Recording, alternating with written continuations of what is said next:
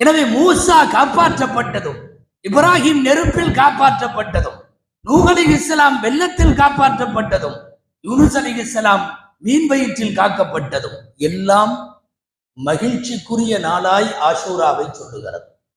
ஆஷூரா final ஃபர்ஹி வல் come. இன்னொரு துக்க செய்தியும் இருக்கிறது. இந்த உம்மத்தில் அண்ணல் நபிகளாரின் திருப்பேரர் ஹதரத் ஹுசைன் ரலியல்லாஹு அன்ஹு கொல்லப்பட்ட நாள் ஆஷூரா. எனவேதான் ஒரு பக்கம் மகிழ்ச்சியும் ஆஷூரா தான், ஒரு பக்கமும் சோகமும் ஆஷூரா தான். ஹதரத் ஹுசைன் அலைஹிஸ்ஸலாம் இன்றைக்கு ஒரு வருத்தம், துரதிர்ஷ்டம் என்ன தெரியுமா? ஹுசைன் என்று சொன்னாலே அது ஷியாக்களுக்கானது என்று முடிவு செய்து விட்டார்கள்.